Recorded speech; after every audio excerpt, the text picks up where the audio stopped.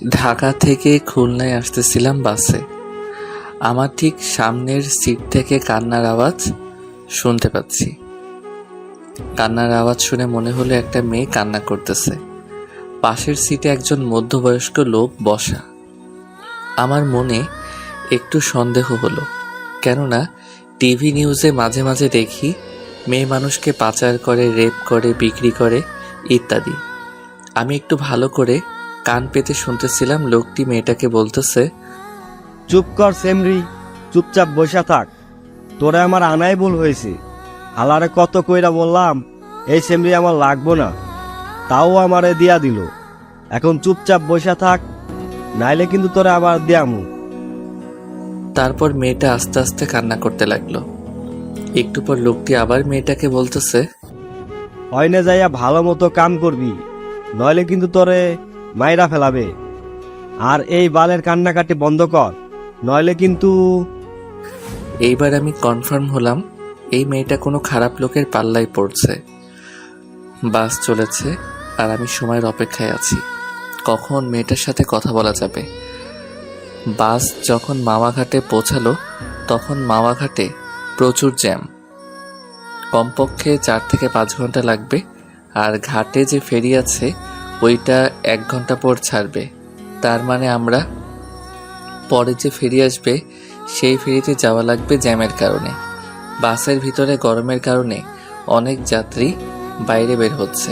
কিছুক্ষণ পর ওই লোকটা বাইরে বের হলো। আমি এই রকমই একটা সময়ের অপেক্ষা করতেছিলাম। আমি মেয়েটার পাশের সিটে বসলাম। মেয়েটার দিকে তাকালাম। মেয়েটা বোরকা পরা, শুধু তার চোখটা দেখা যাচ্ছে। চোখটা রক্তর মতো লাল। অনেক কেঁদেছে মেয়েটা। আমি মেয়েটাকে বললাম, কোনো সমস্যা? মেয়েটার মাথা নাড়িয়ে না বলল।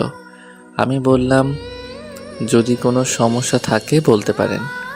মেয়েটা কিছুক্ষণ চুপ থেকে বলল, সমস্যা বলে কি হবে, যে সমস্যার কোনো সমাধান নাই?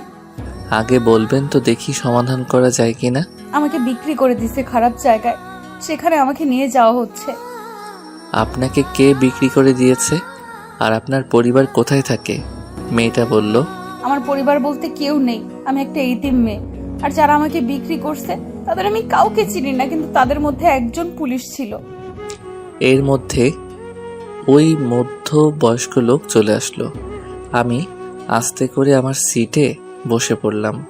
আমি ভাবতে লাগলাম, আমি কি মেয়েটাকে বাঁচাতে পারবো নাকি পারবো না। আমি যদি আবার কোনো সমস্যার ভিতরে পড়ি। লোকটি মেয়েটাকে বলতেছে, আশেপাশে খাবার হোটেল নাই, আমি সামনে হোটেলে গিয়ে খাবার লইয়া আসি, আর তুই এখানে বইসা থাক, আমি আইতাছি। এই কথা বলে লোকটি চলে গেল।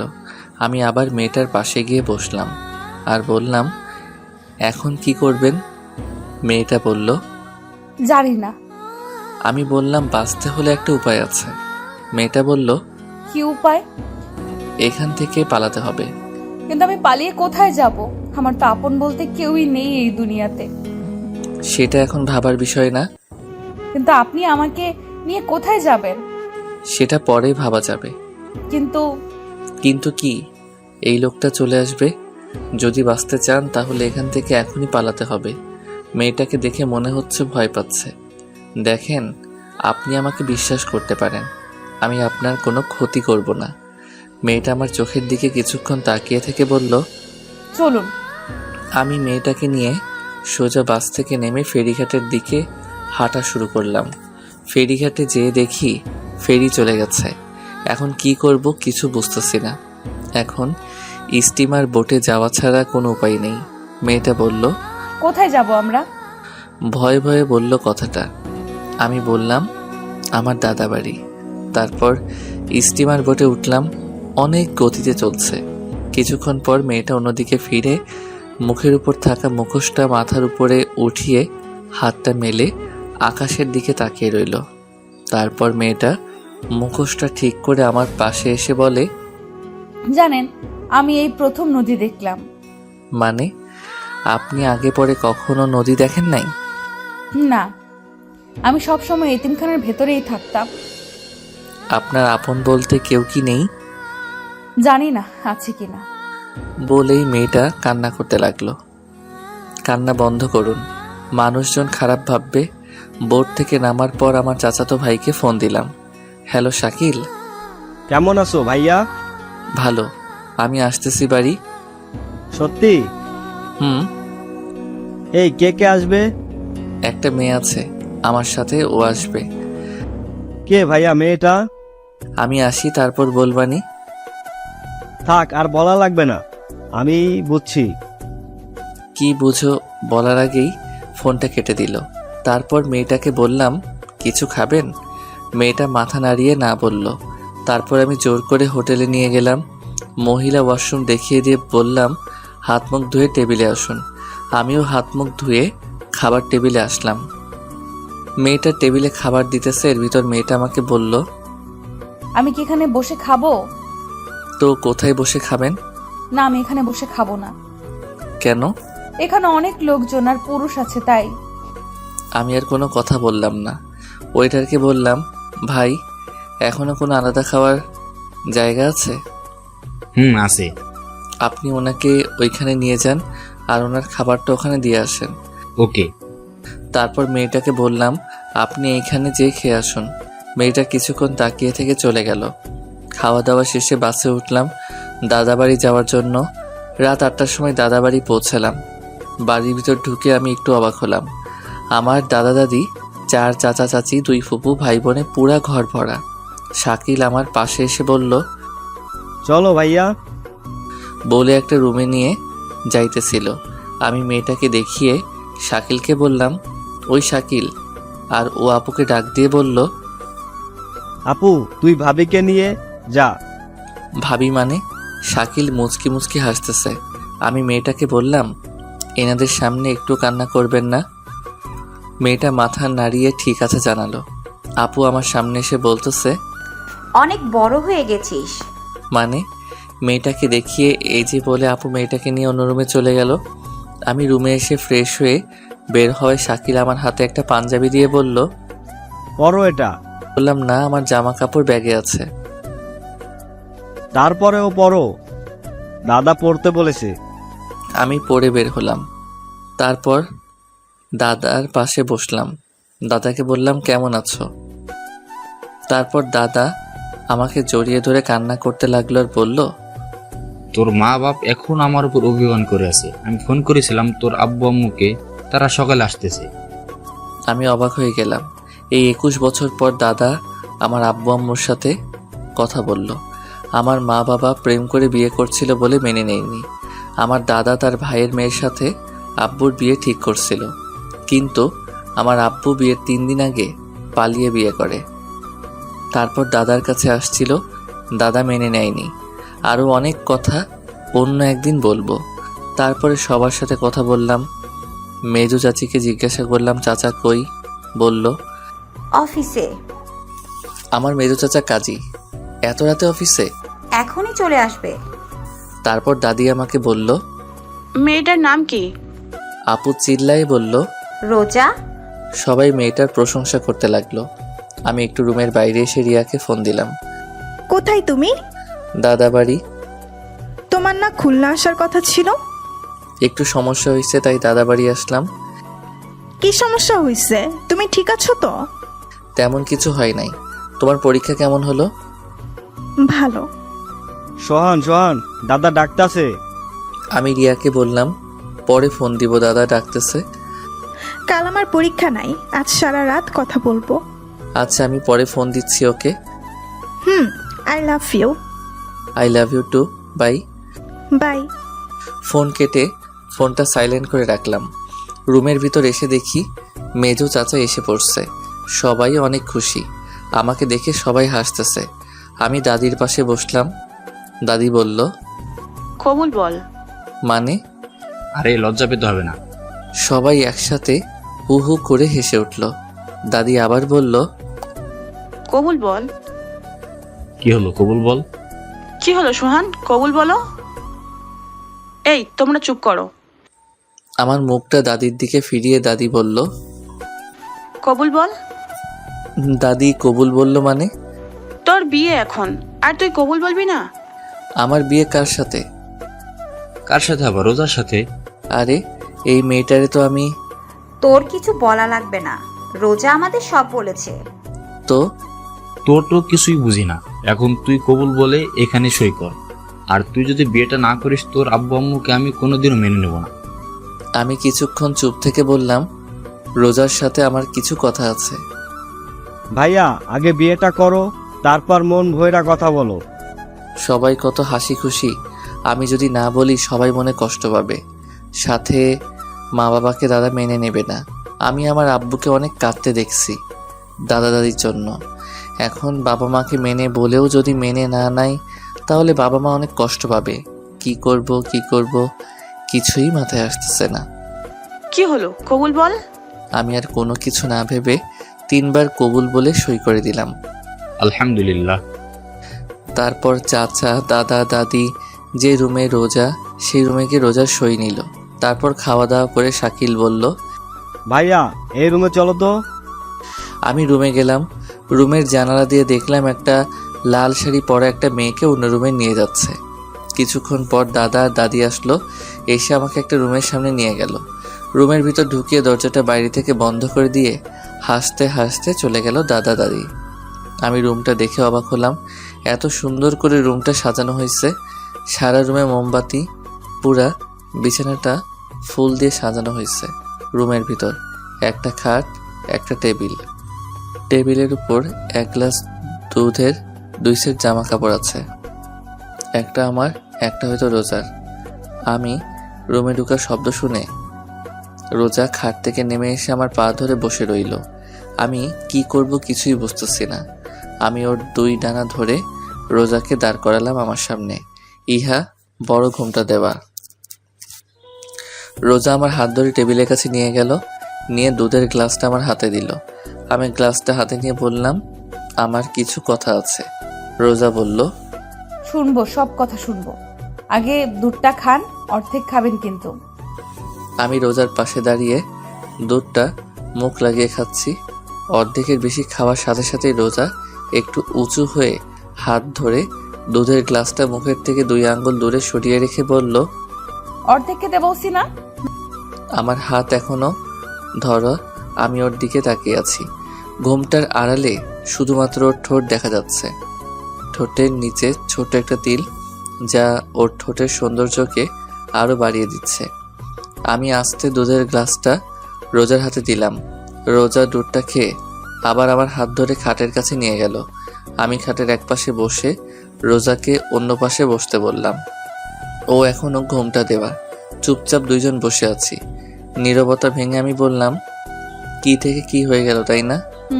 কিন্তু আল্লাহ যা করে ভালোর জন্যই করে। আপনাকে কিছু কথা বলার ছিল। বলেন।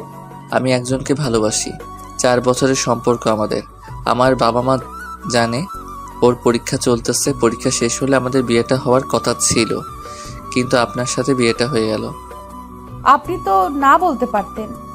কিন্তু মা বাবার সাথে দাদার ঘটনা ওকে বললাম। এই কারণে আপনাকে আমার বিয়ে করা লাগছে। আমি কিছুদিন পর আপনাকে ডিভোর্স দিয়ে দিব। রোজা একটু হেসে বলল, বিয়েটা হতে পারলো না, এরই মধ্যে ডিভোর্স?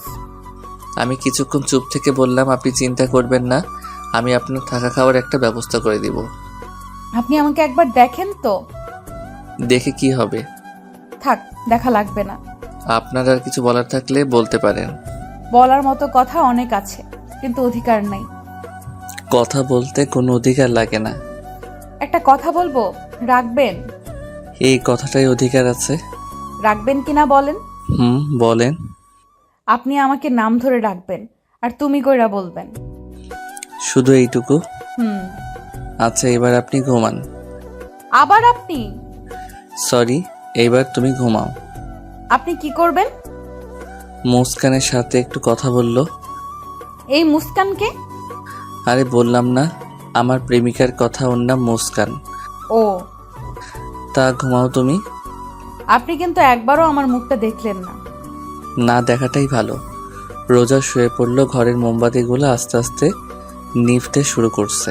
আমি টেবিলের উপর বসে ফোনটা হাতে নিয়ে লক খুললাম, আর দেখতে পেলাম 75+ মিসড কল, 93+ SMS। তাই রিয়াকে ফোন দিলাম। সাথে সাথে ফোন ধরে বলল, তুমি ঠিক আছো তো? হুম ঠিক আছি। কেন, কি হয়েছে? আমার কেন জানি মনে হচ্ছে তুমি আর আমার নেই। আরে পাগলি, আমি একটু দূরে আছি, তার জন্য তোমার এরকম মনে হচ্ছে। তুমি এতক্ষণ ফোন ধরো নাই কেন? ফোন চার্জে ছিল। কথা বলতে বলতে টেবিলের উপর দেয়ালের সাথে হেলান দিয়ে ঘুমিয়ে পড়ছি। এই যে শুনছেন, ওঠেন, উঠে বিছানায় আসেন। প্রায় মধ্যরাত, তখন মোমবাতি হাতে নিয়ে একটা লাল বেনারসি পরা পরী আমার সামনে দাঁড়িয়ে আছে। টানা টানা চোখ, লম্বা নাক, আকর্ষণ করার মতো ঠোঁট, সাথে ঠোঁটের নিচের তিলটা। আমি হা হয়ে ওর দিকে তাকিয়ে আছি। মশা ঢুকবে মুখে, ওরকম হা করে কি দেখেন? আমি একটু লজ্জা পেয়ে বললাম, কই কিছু না তো। রোজা হাসতে হাসতে বলল, খাটে এসে ঘুমান। আপনা। আবার আমি বলছি না তুমি করে বলতে? একদম আমার মুখের কাছে মুখ নিয়ে কথাটা বলল রোজা। মানে তোমার সাথে এক বিছানায় ঘুমাবো? তো কোথায় ঘুমাবেন? আমি আপনার বউ, আপনি ঘুমাবেন না তো কে ঘুমাবে আমার সাথে? কিন্তু তোমাকে তো বউ হিসেবে মানি না। আপনি না মানলে কি হবে? আমি তো আপনাকে স্বামী হিসেবে মানি। এখন যদি খাটে না আসেন তাহলে আমি কিন্তু দাদাকে ডাকবো। এই না না, তাহলে চলেন। আমি এইখানেই ঠিক আছি। খাটে আসবেন নাকি ডাক দিব? চলো। তারপর রোজা অন্যদিকে, আমি অন্যদিকে ফিরে শুয়ে পড়লাম। সকাল 6টা, ঘুম থেকে উঠে দেখি রোজা আমার বুকের উপর শুয়ে আছে। একদম পরীর মতো লাগছে। যে কেউ রোজাকে দেখলে প্রেমে পড়ে যাবে, কিন্তু আমি রিয়াকে ভালোবাসি। রোজার মায়ায় পড়া যাবে না। আমি রোজার মাথাটা বুকের উপর থেকে সরিয়ে বালিশের উপর রেখে আমি আবার শুয়ে পড়লাম। এইবার ঘুম থেকে উঠে আমি চমকে গেলাম, কারণ আমার সামনে আমার মা বাবা আর আমার ছোট ভাই। পাশে তাকিয়ে দেখি রোজা নাই। ঘুম ঘুম চোখে মাকে বললাম, তোমরা কখন আসলা? তুই এটা কিভাবে পারলি? আমি গালে হাত দিয়ে দাঁড়িয়ে আছি। তোর সাথে রিয়ার বিয়ে ঠিক করা, ওর পরীক্ষার 3 দিন পর তোদের বিয়ে, সবাইকে দাওয়াত দেওয়া হয়ে গেছে, আর এখন তুই? রিয়ার কি হবে? ও যদি জানতে পারে ও তো পাগল হয়ে যাবে। তোরা দুজন দুজনকে ভালোবাসিস? মা। চুপ, কোনো কথা বলবি না। বের হ রুম থেকে, গোসল করে নাস্তা করতে হয়। আমি কোনো কথা না বলে রুম থেকে বের হতে লাগলাম। দরজার কাছে আসতে দেখি দরজার পাশে রোজা দাঁড়িয়ে কান্না করতেছে। গোসল করে আইছে, চুল থেকে এখনো পানি পড়তেছে। আমি হাসি মুখে বললাম, ঝড় আসছে, ঝড়, রেডি থাকো। আল্লাহ যা করবে ভালোর জন্যই করবে। এই চা কার জন্য? আব্বু আম্মুর জন্য। আরে বাবা, এখনই আব্বু আম্মু? হুম। একটু মুখ ভেঙচি দিয়ে হাতের কেনুই দিয়ে আমাকে খোঁচা দিয়ে চলে গেল। কি অদ্ভুত, তাই না? গোসল করতেছি, এরই ভিতর দরজায় কড়া নাড়ল। আমি বললাম, কে? আমি। কে? রোজা? হুম। কি বলো? আপনার ফোন বাজতেছে, কে যেন ফোন করছে। আমি দরজাটা একটু খুলে ফোনটা নিলাম, সাথে সাথে আবার রিয়ার ফোন। হ্যালো। আমার না কোনো কিছু ভাল লাগতেছে না। কেন, কি হয়েছে? জানি না, কিন্তু কিরকম জানি লাগতেছে। আরে পাগলি, তোমার পরীক্ষা চলতেছে তো, তাই এরকম লাগতেছে। সব ঠিক হয়ে যাবে। হুম। আচ্ছা রাখি তাহলে, গোসল করব। এই এই, তুমি এত সকালে গোসল করবা কেন? তুমি তো দুপুরে গোসল করো, তাই না? আরে থাক, বলা লাগবে না। বলবা তো দাদা বাড়ি আসছি তাই। একদম ঠিক। তা এখন রাখি, পরে কথা বলবো। হুম। সোহান, সোহান, সোহান, বলো। একটা কথা জিজ্ঞাসা করব? করো। সব ঠিক আছে তো সোহান? এই কথাটা শুনে আমার বুকের ভিতর একটু ব্যথা করে উঠল। আমি নর্মালভাবেই বললাম, সব ঠিকই তো আছে রিয়া, তুমি বেকার টেনশন করছো। আচ্ছা রাখি তাহলে, ফোন দিও কিন্তু। Love you. Love you too. Bye. Bye. দরজায় কেউ কড়া নাড়ছে। কে? আমি। বলো। আম্মু ডাকতেছে আপনাকে। আসতেছি। রিয়াকে এখন কিছু বলা যাবে না, ওর পরীক্ষা চলতেছে। এখন বললে ওর পরীক্ষা ভালো হবে না, কিন্তু রিয়া ঠিকই বুঝতে পারছে যে কিছু একটা হয়েছে। অনেক ভালোবাসে সোহানকে রিয়া, তাই হয়তো অনুভব করতে পারে। নাস্তার টেবিলে দাদা মাকে বলতেছে, শোন বৌমা, সোহানরা আমি বিয়ে দিছি, ওরা দুজন দুজনকে ভালোবাসে, তাই বিয়েটা দিছি। মেয়েটা দেখতে কি মিষ্টি। রোজা চুপচাপ বসে আছে, তা দেখে মা বললেন, ও বউ, খাচ্ছ না কেন? এই তো আম্মু খাচ্ছি। এদিকে আয় মা, আমার পাশে বস। রোজা মার পাশে বসলো। মা নিজের হাতে রোজাকে খাইয়ে দিচ্ছে। রোজাও ভেজা ভেজা চোখে খেতে লাগলো। প্রেমের বিয়ে বেশি দিন টেকে না। মীরা প্রতিবেশী দরজার সামনে দাঁড়িয়ে কথাটা বলল। এই তুই চুপ কর, এই বিয়ের সাক্ষী আমি তুমি। দেখো বৌমা, সোহানার রোজা কোনোদিনও আলাদা হবে না। কেন আলাদা হবে? এরকম একটা মিষ্টি মেয়ে তো আমার চাই। একটু বাইরে বের হলাম। ঘোরাফেরা করে বাসায় আসার সাথে রোজা বলল, কোথায় ছিলেন এতক্ষণ? আমি কোনো কথা না বলে রুমে এসে মার কাছে গেলাম। মা, কিছু কথা আছে তোমার সাথে। বল। রোজাকে আমি বাসে রোজা আমাকে সব বলেছে। বাসে দেখা হয়েছে, ও এতিম। তো দাদা ভাবছে তুই রোজাকে পালিয়ে নিয়ে আইছিস, তাই তোদের বিয়ে দিয়ে দিয়েছে, এই তো? তো এখন কি করব? কি করবি মানে? বলছিলাম কি, ডিভোর্স ডিভোর্স দিবি মানে? আমাদের বংশের ডিভোর্স তালাক নামে কোনো শব্দই নাই। মা, আমি রিয়াকে ভালোবাসি। আমি রিয়ার মাকে ফোন করে বলে দিচ্ছি আমার ছেলের অন্য জায়গায় বিয়ে হয়ে গেছে। মা, মা কান্না করে দিয়ে বলল, দেখ সোহান, তোর আর রোজার বিয়েটা হয়ে গেছে, এখন তুই রিয়াকে ভুলে যা। তোর দাদার কথা শুনিস নাই? তোদের দুজনের জন্য এই বিয়েটা হচ্ছে। যা হবার তা হয়ে গেছে, এখন থেকে তুই রোজাকে ভালোবাসবি। অসম্ভব বলে চলে আসছিলাম। দরজার সামনে রোজা দাঁড়ানো। আমি পাশ কেটে বাইরে বের হয়ে রিয়াকে ফোন দিলাম। রিসিভ করে কোনো কথা বলতেছে না। রিয়া, রিয়া, কান্নার আওয়াজ শোনা যাচ্ছে। রিয়া, কথা বলো না কেন? কেন করলা এটা আমার সাথে সোহান? রিয়া, আমার কথাটা শোনো। কেমনে পারলা তুমি এটা করতে? রিয়া, শোনো। কোনো কারণ আমি জানতে চাই না। অনেক ভালোবাসি সোহান তোমাকে, অনেক ভালোবাসি। তোমার বুকে অন্য কেউ মাথা রেখে ঘুমাবে আমি ছাড়া, আমি কোনোদিনও ভাবতেও পারি নাই। তুমি সকালে আমাকে বললা সব ঠিক আছে। হ্যাঁ, সব ঠিকই আছে, কাল আমাকে একবার দেখতে এসো কেমন, আর সাথে নতুন বউকেও নিয়ে আসবা। রিয়া, রাখি তাহলে। ফোনটাও কাটে নাই। ওর কান্নার আওয়াজ শোনা যাচ্ছে। আমি বললাম, লাভ ইউ রিয়া। একটু জোরে কান্না করে কেটে দিল। কিছুক্ষণ পর ইমন ফোন দিচ্ছে। হ্যালো। কিরে মামা, বিয়ে করলি টেরও পেলাম না। তুই জানলি কি করে? এলাকায় সবাই জানে মামা। তা তোদের তো কয়েকদিন পর বিয়ে হওয়ার কথা ছিল, তাই না? মনে হয় রিয়া এই বিয়েটা তাড়াতাড়ি করাইছে, তাই না? রিয়া তোর অনেক ভালোবাসে দোস্ত, কোনো সময় কষ্ট দিবি না। আমি এইবার কাঁদতে শুরু করলাম। কিরে, কি হয়েছে সোহান? দোস্ত, রিয়ার সাথে বিয়ে হয় নাই। মানে? ইমনকে সব খুলে বললাম। দোস্ত, তুই চিন্তা করিস না, সব ঠিক হয়ে যাবে। আমি তোরে পরে ফোন দিচ্ছি। ওকে। বাসায় আসলাম। খাটে বসা মাত্র রোজা রুমে এসে বলল, কিছু লাগবে? না। রোজার হাতে মার সোনার চুড়ি, যা একসময় মা রিয়াকে দেবে বলে কিনছিল মা। রোজা আমার পাশে বসলো।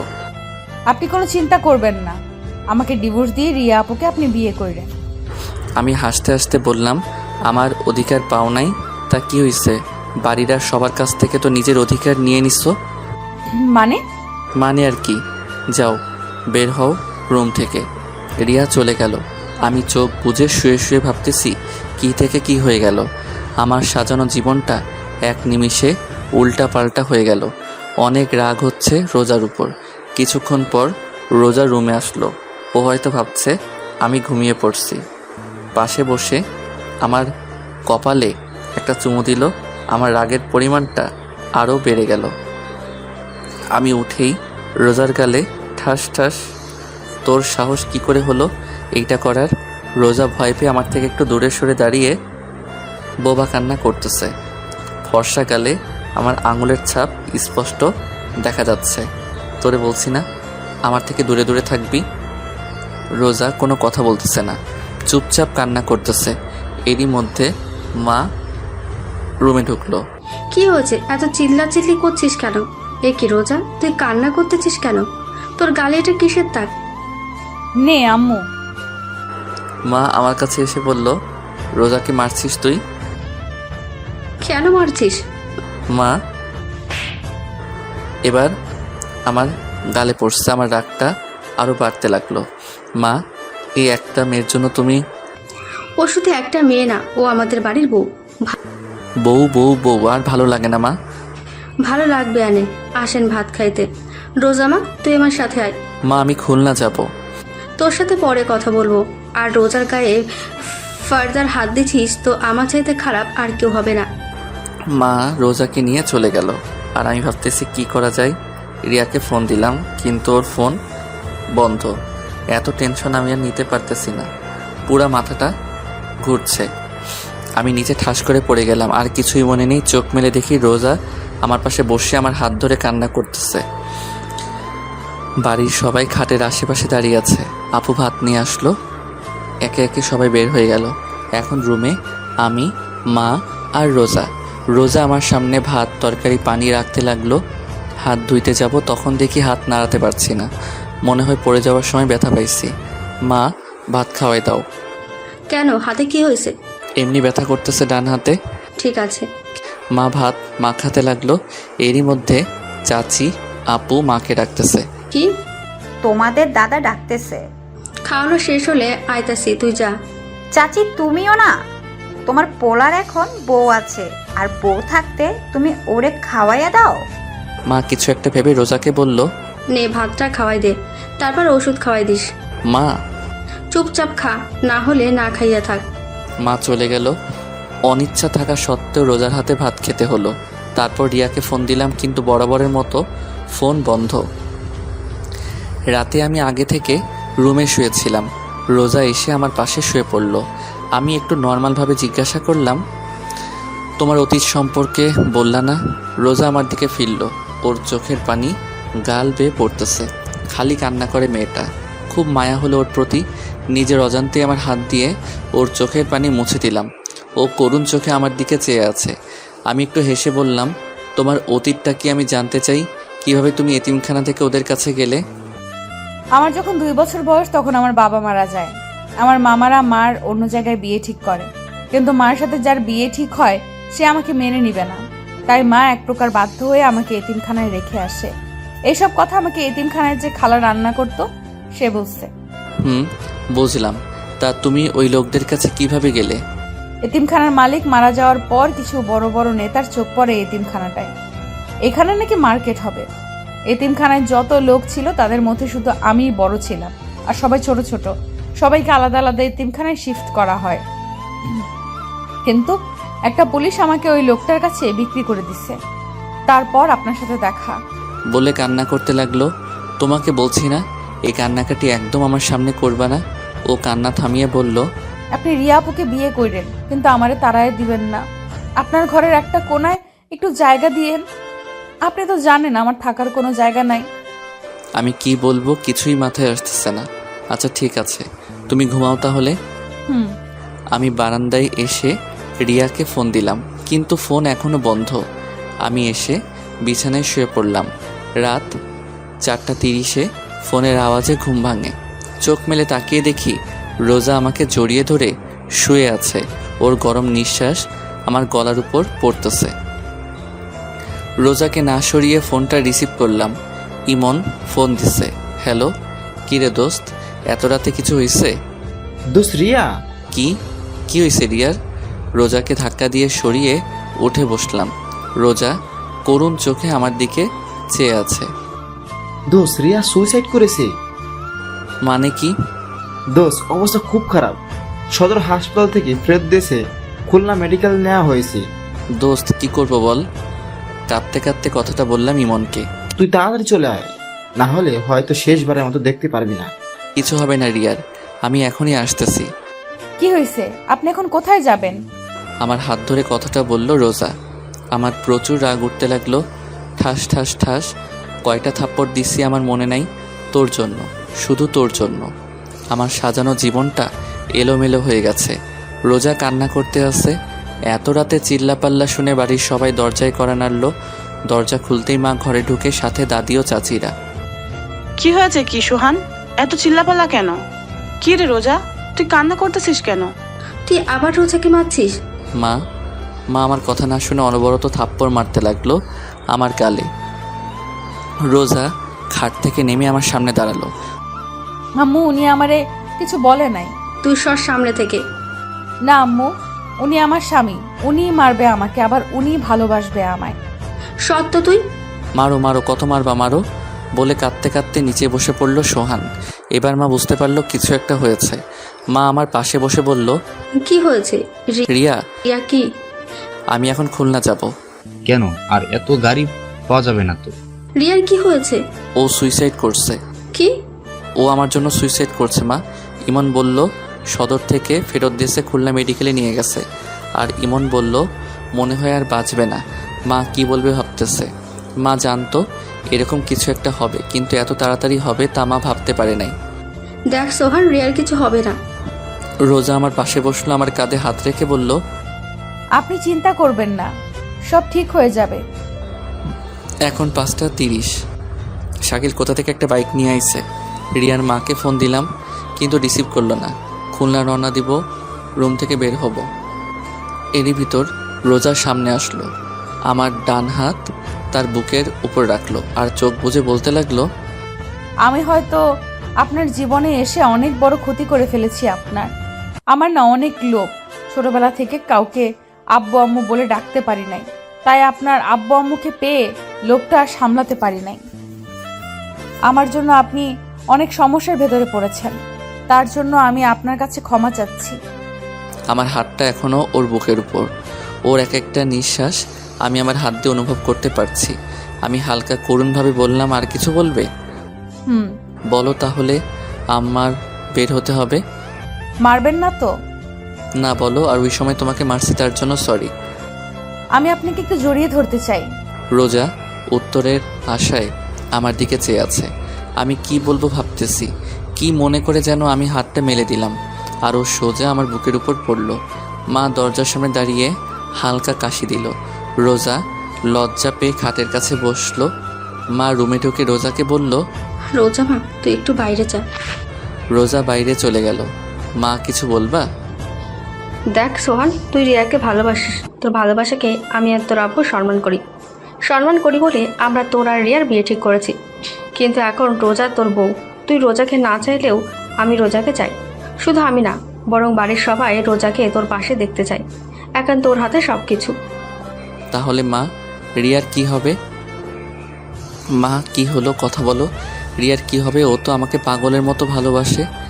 দেখ সোহান, আমি জানি, তারপরও সোহান রোজা তোর বউ, আর আমি মন থেকে রোজাকে আমার ছেলের বউ হিসেবে মেনে নিয়েছি। কিন্তু আমি তো মেনে নেই নাই। তুই আমার ছেলে, তোরে আর কি বলবো। স্বামী স্ত্রীর মধ্যে আল্লাহ অন্য রকমের ভালোবাসা দিয়ে দিয়েছে, যা তুই এখন বুঝতে পারবি না। মা রুম থেকে চলে গেল। রিয়ার মাকে আবার ফোন দিলাম, কিন্তু ধরলো না। খুলনা রওনা দিলাম, সাথে শাকিলও হাসপাতালে আছে। গিয়ে দেখি রিয়া আর নেই, কিছুক্ষণ আগে মারা গেছে। আমি পুরা শকড, বিশ্বাসই হচ্ছে না যে রিয়া মারা গেছে। আমার চোখ থেকে অনবরত পানি পড়তেছে। রিয়ার মা রিসিপশনে নার্সের সাথে কথা বলতেছে। আমি পিছন থেকে বললাম, খালা।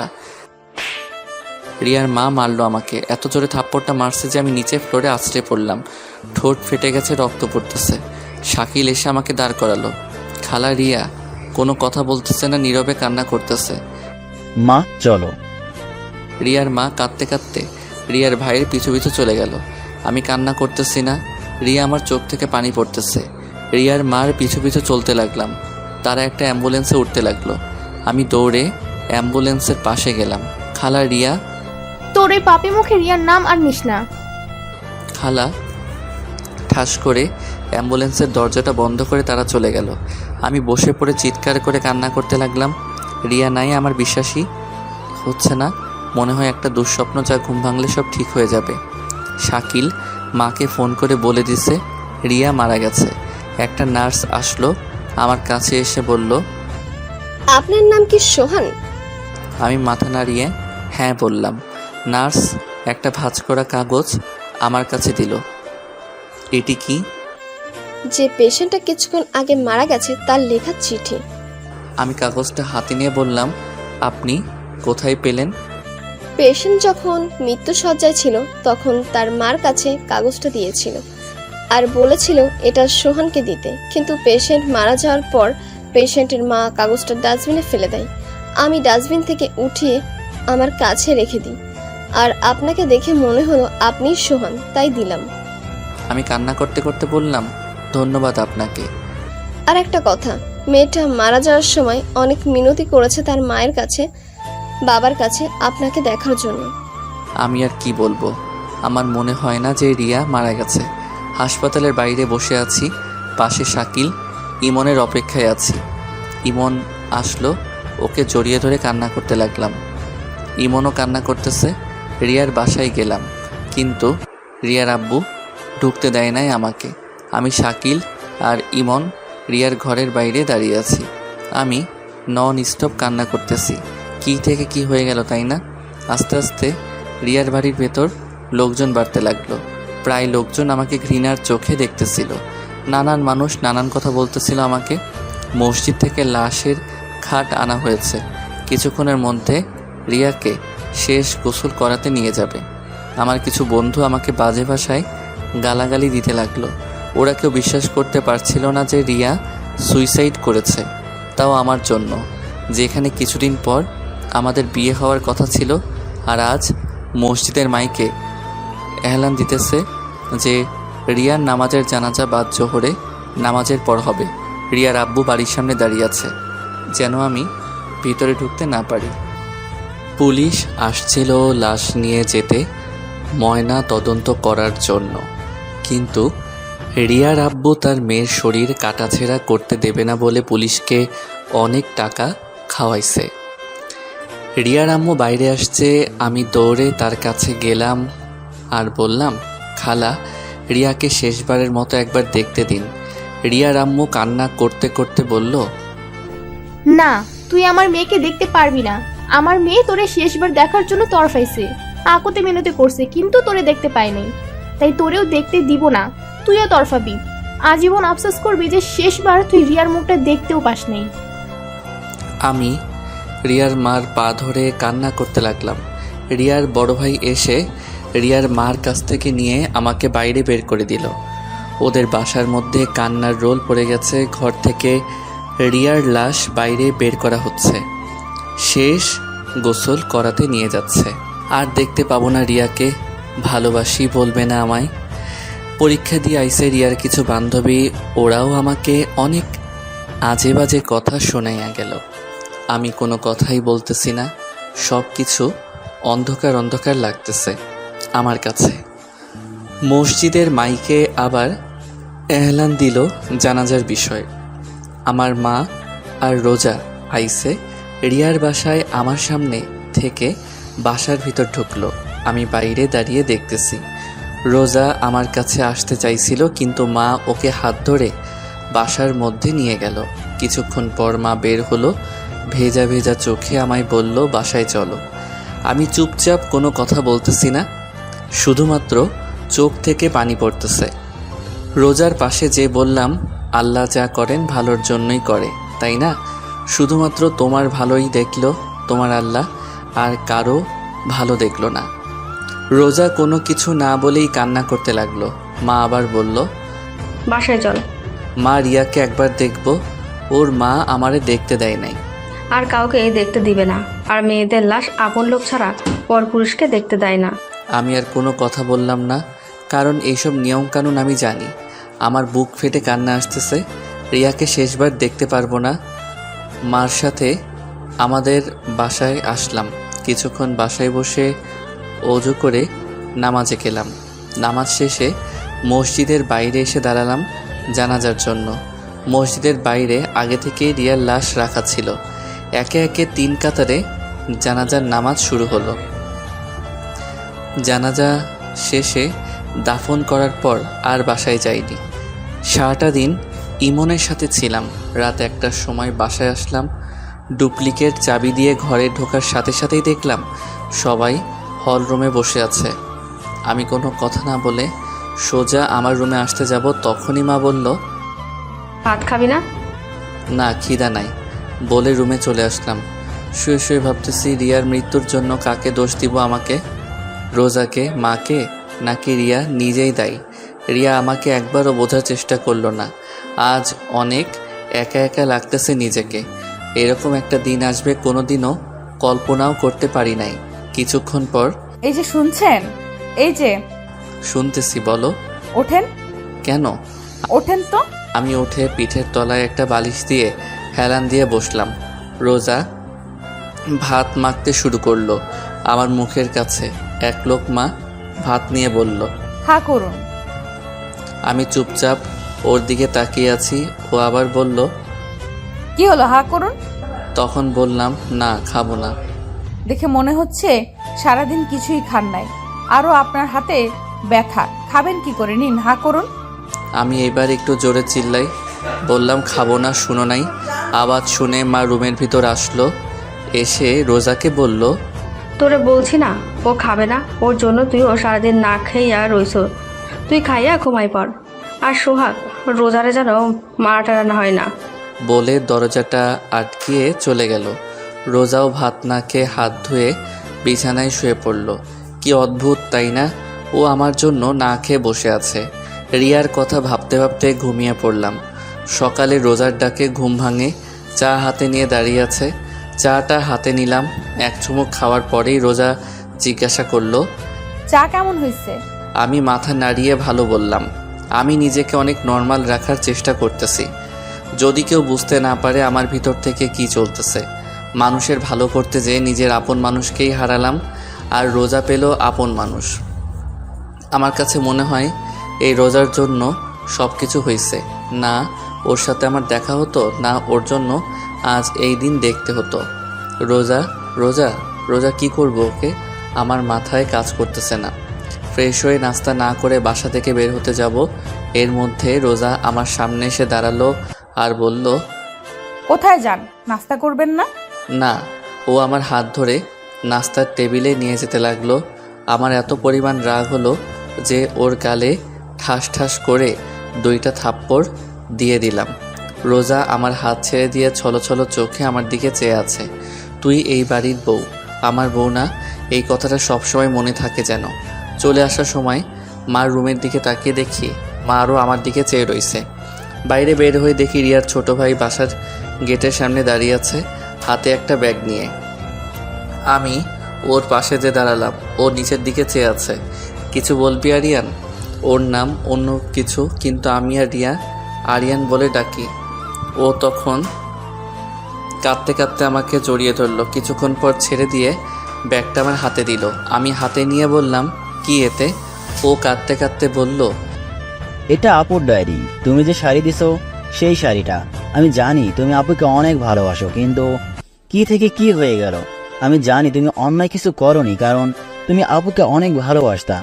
চাইছিলাম ডায়েরিটা আমার কাছে রেখে দেবো, কিন্তু ডায়েরির প্রথম পাতায় লেখা, এই ডায়েরিটা শুধুমাত্র তোমার ধরা ছোঁয়া পড়ার অধিকার আছে, তাই তোমার কাছে এই দিতে আসলাম।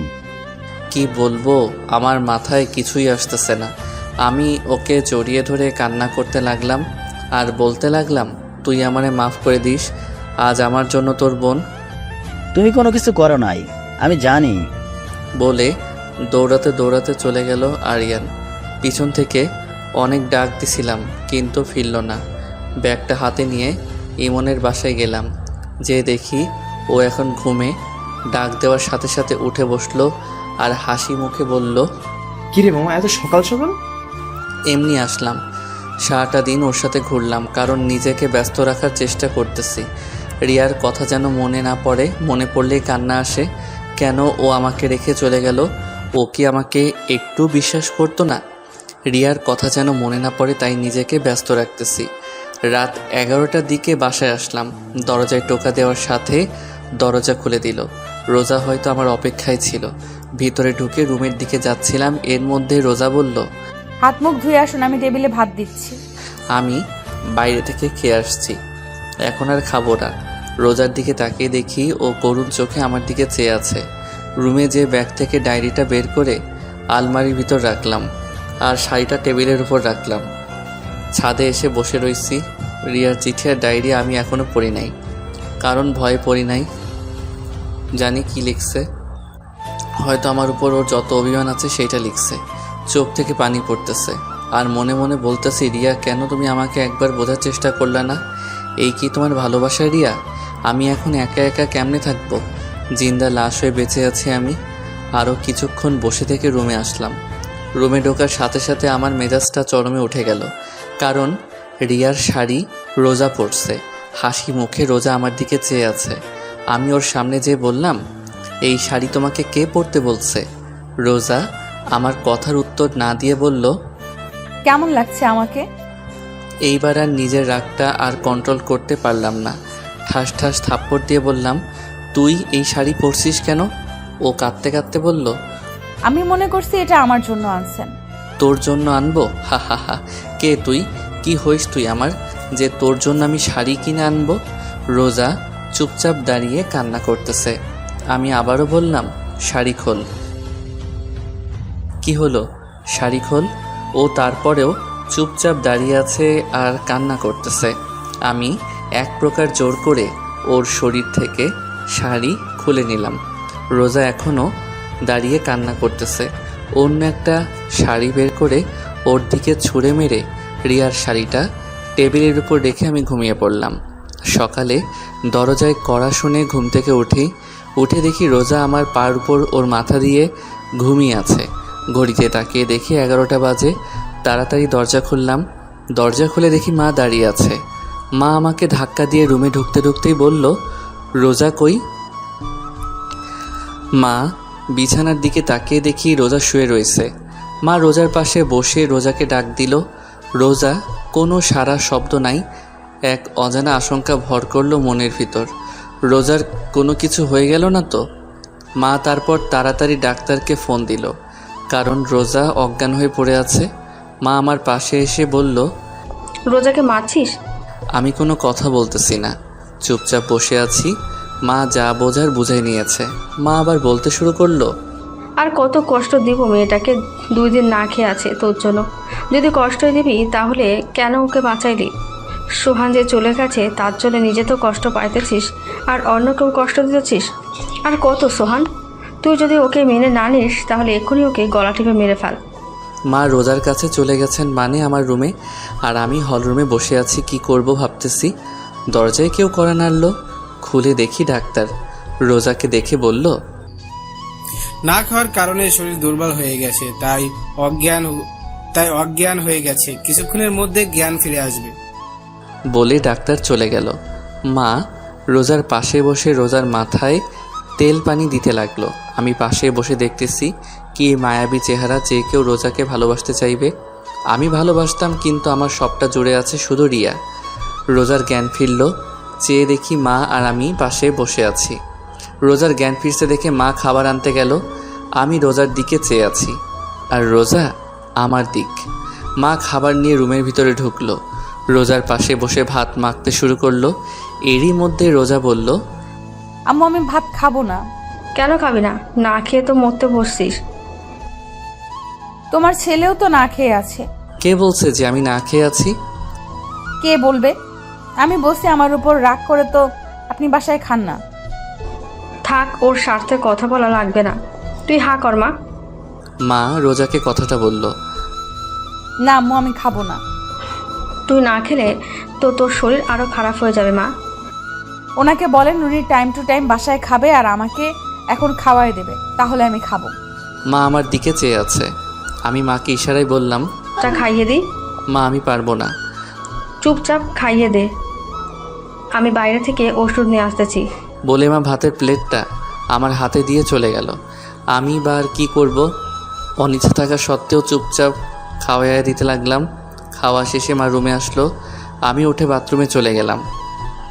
বাথরুমে ঢুকে কান পেতে শুনতে লাগলাম বাইরে মা আর রোজা কি কথা বলে।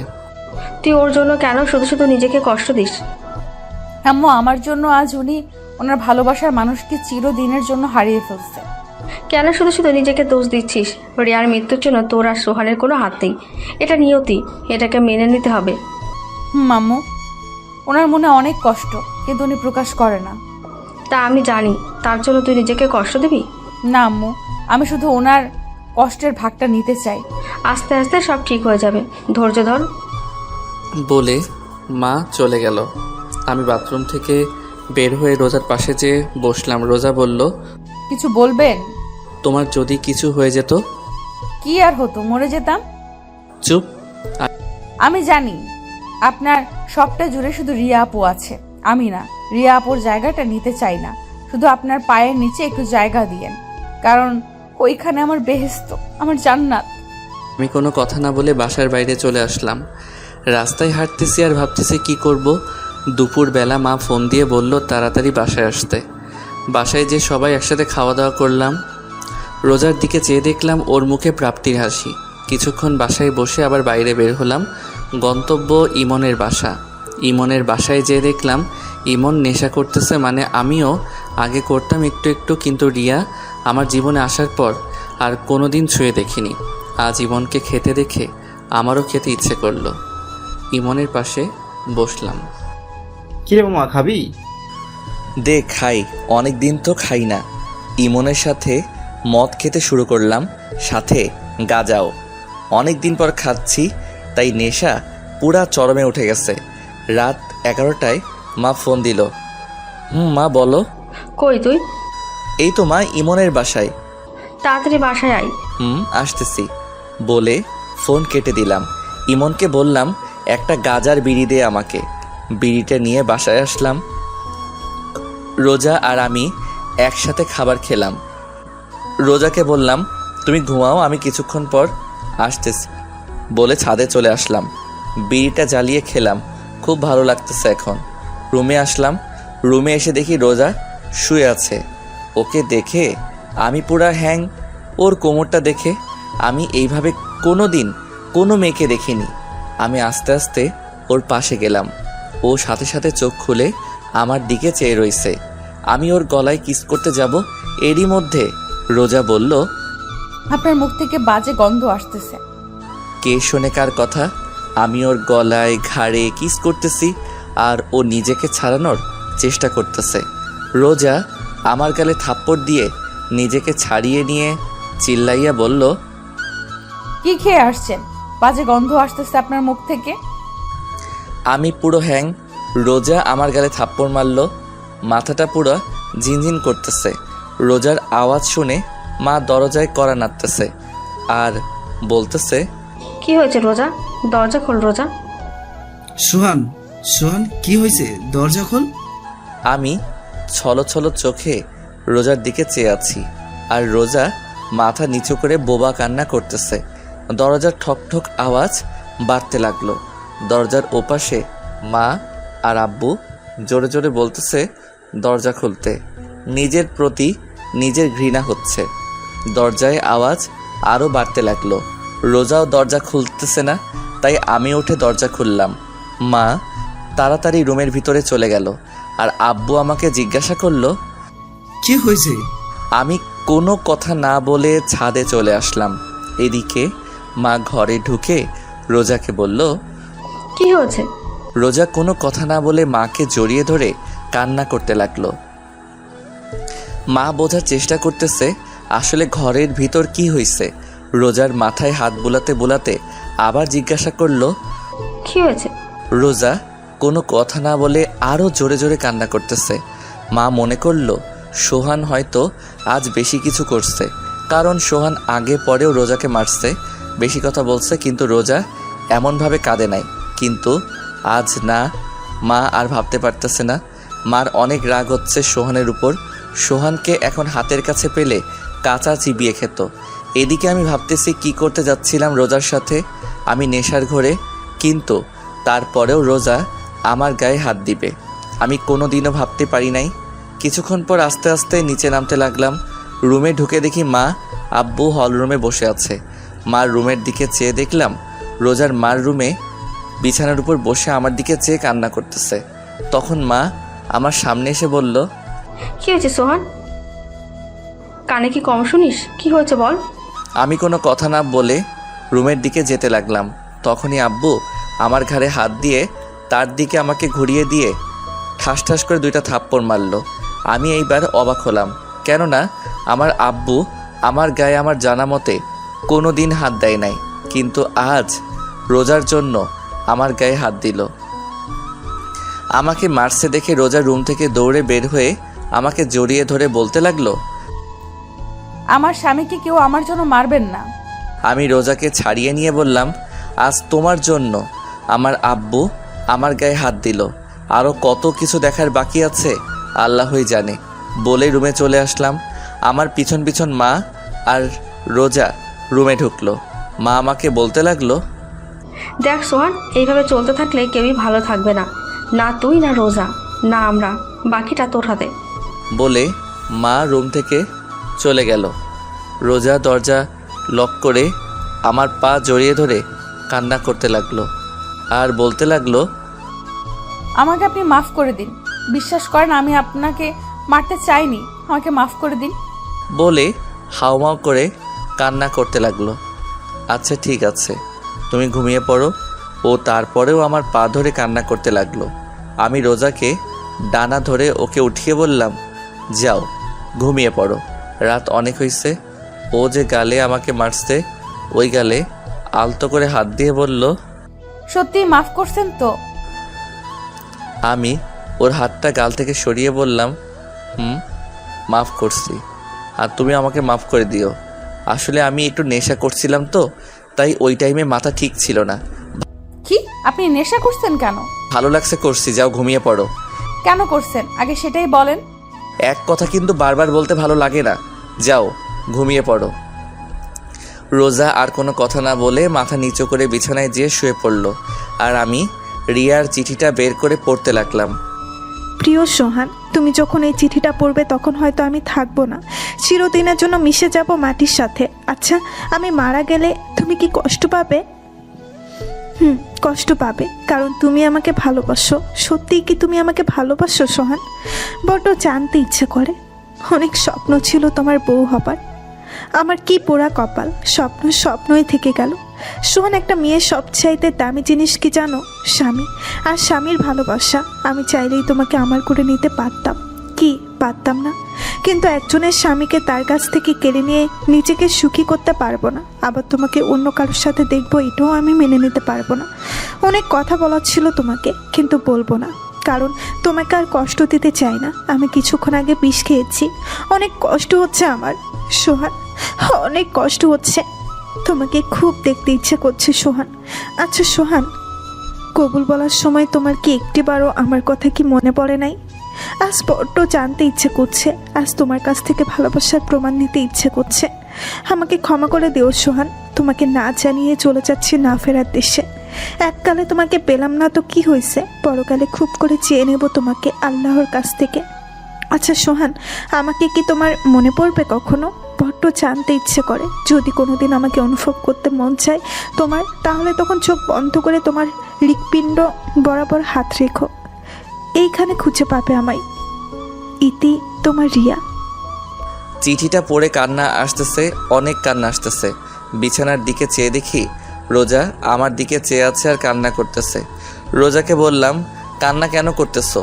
রোজা আমার সামনে এসে হাঁটু ভাঁজ করে আমার সামনে বসলো, আর আমি সোফায় বসা। আমার হাতটা ধরে বলতে লাগলো, আপনার কষ্টের ভাগটা দেবেন? আমি ছলছল চোখে রোজার দিকে চেয়ে আছি, আর রোজা আমার দিকে চেয়ে আছে উত্তরের আশায়। আমি কোনো কথা না বলে আস্তে সোফার উপর মাথাটা এলিয়ে দিলাম। কখন যে ঘুমিয়ে পড়েছি খেয়াল করিনি। সকালে ঘুম ভাঙার পর দেখি রোজা আমাকে জড়িয়ে ধরে ঘুমিয়ে আছে। এইটুকু সোফার উপর কি দুইজন ঘুমানো যায়? রোজা আমার শরীরের উপরে ঘুমানো। কি মায়াবী চেহারা, ওর ভালোবাসা চায় আমার কাছ থেকে। আমি আদৌ রোজাকে ভালোবাসতে পারবো কি না সন্দেহ হয়। কি অদ্ভুত জীবন আমার, যাকে ভালোবাসলাম তাকে তো পেলাম না, আর যাকে চিনি না জানি না তাকেই পেলাম। কি করব আমি এখন? সব কিছুই অন্ধকার লাগতেছে। আমার কাছে মনে হয় আমার জীবনটা এখানেই থেমে গেছে। রোজাকে সরিয়ে দিয়ে ঘুম থেকে উঠে ফ্রেশ হয়ে নাস্তা করে বাইরে বের হলাম। চলতি পথে রিয়ার মার সাথে দেখা আমার দিকে এমন ঘৃণার চোখে তাকালো যেন আমি রিয়াকে গলা টিপে মেরে ফেলেছি। রাস্তায় কিছুক্ষণ ঘোরাঘুরির পর দুপুরবেলা বাসায় আসলাম। বাসায় এসে টেবিলে দেখলাম আমার জন্য আমার প্রিয় খাবারগুলো সব রান্না করা। দেখে অনেক খুশি হলাম। তাড়াতাড়ি একটু ফ্রেশ হয়ে খেতে বসলাম। খেতে খেতে মাকে বললাম, মা আজকের রান্নাটা অনেক ভালো হয়েছে। আজকে রোজা রান্না করেছে, তুই কি কি পছন্দ করিস আমার কাছে জেনে রান্না করেছে। আমাকে তো রান্নাঘরে ঢুকতে দেয়নি। আমি রোজার দিকে তাকিয়ে দেখি ও মুচকি মুচকি হাসতেছে। ওর হাসিটা আমার কাছে অনেক ভালো লাগে, কিন্তু এখন কি রকম বিষের মতো লাগতেছে ওর হাসিটা। ওর প্রশংসা করলাম আমি তো জানতামই না যে ও রান্না করছে আজ।